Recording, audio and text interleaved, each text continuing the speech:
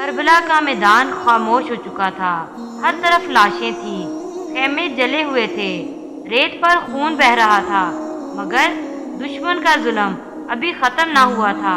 حضرت عباس بن علی رضی اللہ تعالیٰ عنہ، جنہیں باب الحوائج کہا جاتا ہے، جن کے بازو کٹ گئے مگر وفاداری نہ چھوٹی، اب ان کے کٹے ہوئے سر کے ساتھ ایسا سلوک ہوا جسے سن کر روح کانپ جاتی ہے۔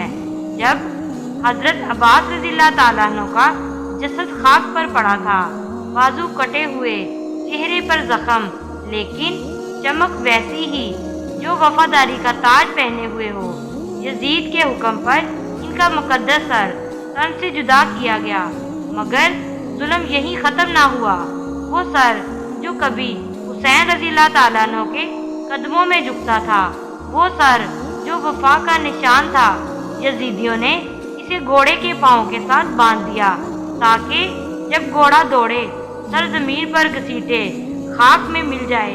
نعوذ باللہ، مقصد یہ تھا کہ وفادار بھائی کی توہین کی جائے، وفا کا نشان مٹایا جائے، مگر وہ کیا جانے جو خاک میں ملے وہی آسمان پر چمکتے ہیں۔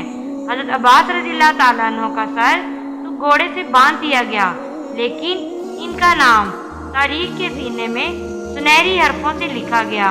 یزیدیوں نے جو خاک میں ملانا چاہا، آج اس عباس رضی اللہ تعالیٰ عنہ کے نام پر لوگ اپنی دعاؤں کی قبولیت مانگتے ہیں۔ کربلا صرف جنگ نہیں تھی، یہ امتحان وفا تھا، اور حضرت عباس رضی اللہ تعالیٰ عنہ اس امتحان میں سرخرو ہو گئے۔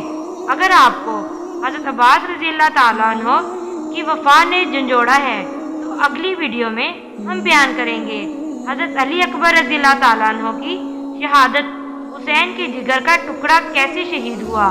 ضرور دیکھیے گا، اور ہمارے چینل اسلامک ہسٹری MB کو سبسکرائب کرنا نہ بھولیے گا۔ جزاک اللہ۔